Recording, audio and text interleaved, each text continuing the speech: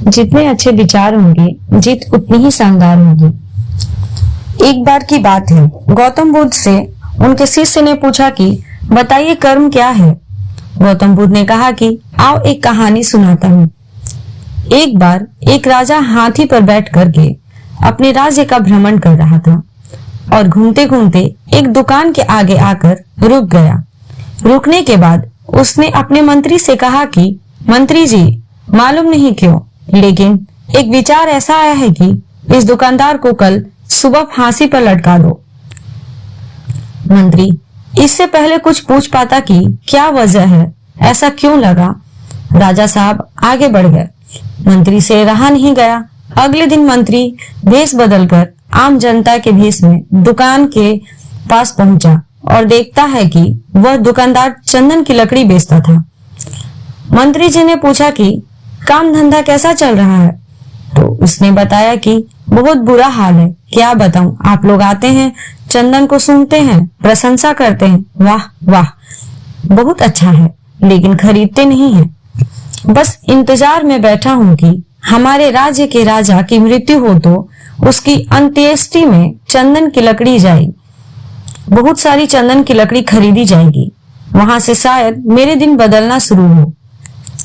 मंत्री को सारा खेल समझ में आ गया कि ये सोचना है, शायद यही विचार है नकारात्मक वाले, कि राजा साहब जब यहाँ से निकले तो उनके दिमाग में भी इसके लिए उल्टा ही आया।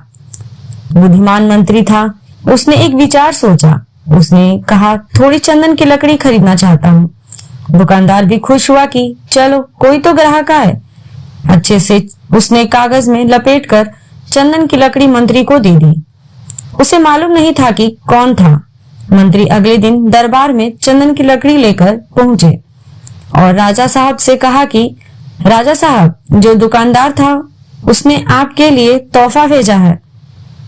राजा बड़े खुश हुए और राजा ने सोचा कि अरे, मैं फालतू में उसको फांसी पर लटकाने की सोच रहा था, उसने तो तोहफा भेजा है। देखा तो चंदन की लकड़ी थी, बड़ी सुगंधित थी। राजा साहब बहुत खुश थे। राजा साहब ने सोने के सिक्के भिजवाए उस दुकानदार के लिए।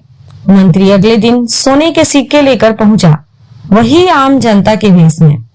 दुकानदार बहुत खुश होकर बोला, अरे, मैं फालतू सोच रहा था कि राजा को चले जाना चाहिए दुनिया से और चंदन की लकड़ी खरीदी जाएगी। राजा साहब तो बड़े अच्छे हैं, दयालु हैं। ये छोटी सी कहानी खत्म हुई तो गौतम बुद्ध ने अपने शिष्य से पूछा कि बताइए कर्म क्या है।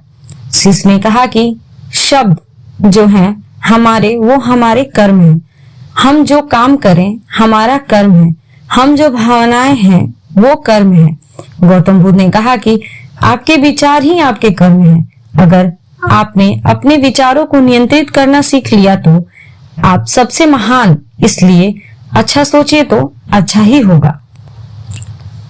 दुनिया में आप लोगों पर कंट्रोल करना सीख लेते हैं तो आप सबसे पावरफुल हैं, लेकिन अगर आप खुद पर कंट्रोल करना सीख लेते हैं तो आपसे महान इस दुनिया में कोई नहीं है।